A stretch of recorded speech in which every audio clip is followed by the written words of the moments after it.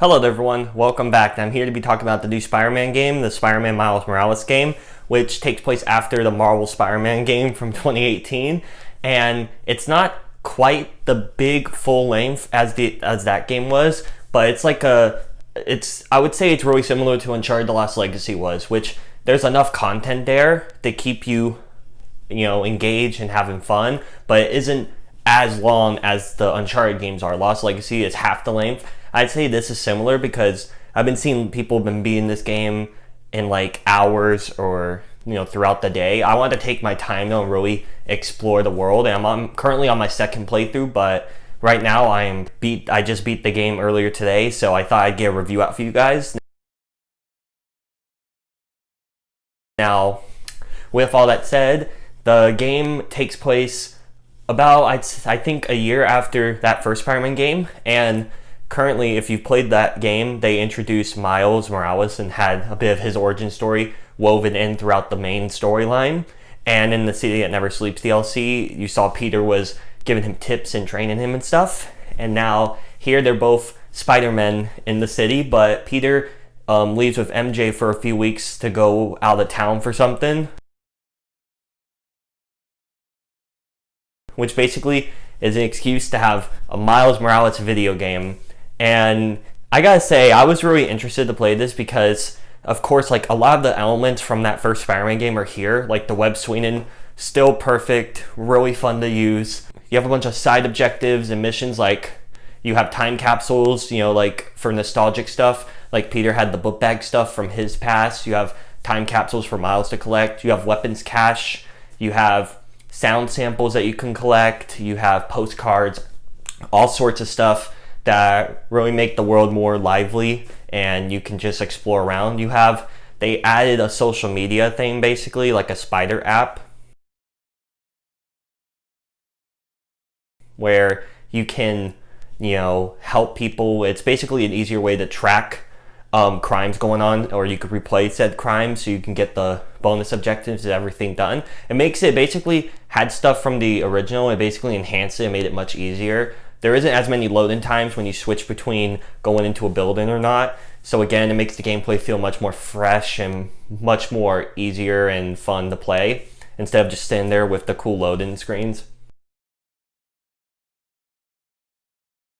Which, those do look pretty amazing. So, of course, you have Spider-Man cat, you have a spider cat in here. So adorable, really awesome. And yeah, I'll just dive into the story because honestly, the story kind of became a second afterthought for me because I was just exploring the world so much. Near the end, I was starting to get into the story, but basically the story is you have this Roxxon Corporation, which is, I basically say a knockoff Oscorp. I'll just say that for people because that's basically what it is. You have a past villain like Rhino showing up in this game. That was pretty cool. You have lots of nods to the original game, like they had the Stan Lee statue because he was in the original game, but sadly since he passed, they had a statue at the place where his character in the game worked at. Really nice stuff. They even have a little thing similar to the first Spider-Man game with Peter can go to Uncle Ben's grave, Miles Morales could go to his dad's grave.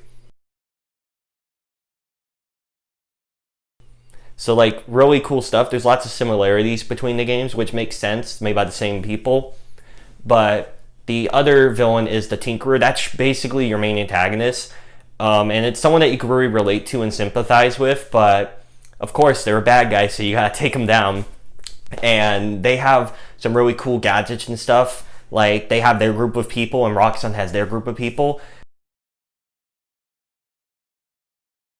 What sucks is like there's like these two groups, but your main focus is mostly on the Underground and the Tinkerer, that group.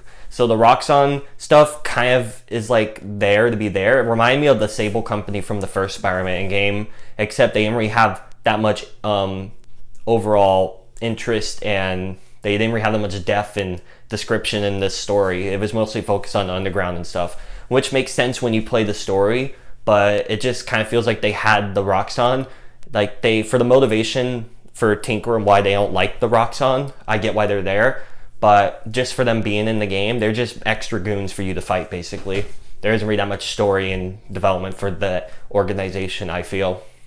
Now, of course, there was something I did want to mention. Now, it isn't really a spoiler, but I'll just say just in case, if you guys don't want to know. Alright, with that said, the Prowler's in this game, which is really awesome.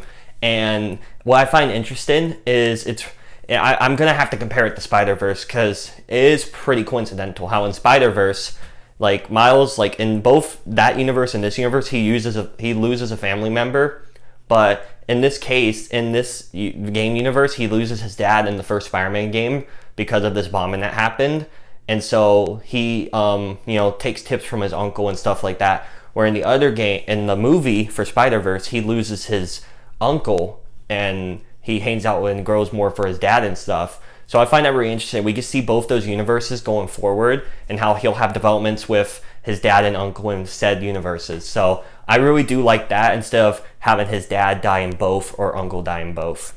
That was really nice, that you can see different perspectives for going forward in both universes for how his relationship can grow with both. Of course, there's some really cool fight sequences in this game, which I really do appreciate. And the combat is just as good as it has been. And it was a really blast to play, albeit it was really short. It's a really short game because people were beating it so quick. I'm already a quarter of the way through and I'm on my second playthrough. Now I'm just going to speed right through it because I want to beat it a second time on New Game Plus. But the first time I took a bit of time because I wanted to explore and look around and do all sorts of stuff. But I did all that, so now I'm just going to speed right through it. But this game was, as you could tell, I'm really ecstatic because this was a whole lot of fun. It gave me more playtime to do. I had a blast playing the game. It was really fun, entertaining, and it sets up, there's some, of course, like it feels like a Marvel movie, if that makes sense, because there's these really cool credits that shows events throughout, the story and stuff.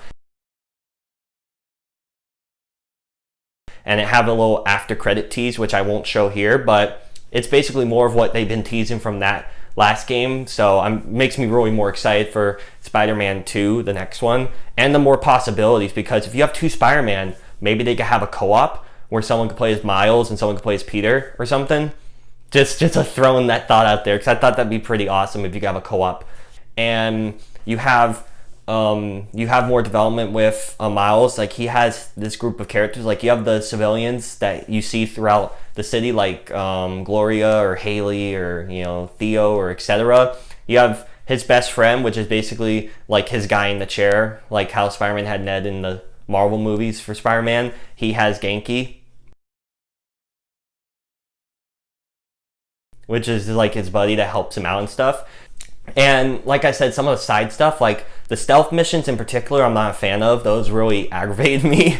I was not a fan of that. But it does make it easier because there's this ability where you can go invisible, and it's kind of broken. Like, it doesn't last that long, but you're able to like take out an enemy or two, hide until it recharges, and then take out more, which kind of makes it a joke, honestly. But there's also like the sound mixing stuff, the sound samplers. That was so frustrating to do. I did not like that. Like, some of the side objectives are not that good for me, but some of them I thought were pretty solid. But again, this was a blast to play. The mechanics were really great. They were like more updated. But yeah, I pretty much talked about this game enough. There isn't really that much more to say. I just thought it was a blast to play. The story's really great. I like the side characters in the game. It was just a lot of fun. There could have been more, but from what we were given, I really do appreciate it, and I can't wait to see more in this universe. But again, those are my thoughts on Marvel's Spider-Man. So what you all think of the game if you've played it, or if you just watch gameplay online or whatever? Please let me know what you think down below in the comment section. And if you want to hit the subscribe button, thank you very much. And hit the bell as well to get notified when I upload. And thank you all so much for watching, and I'll see you later. Bye.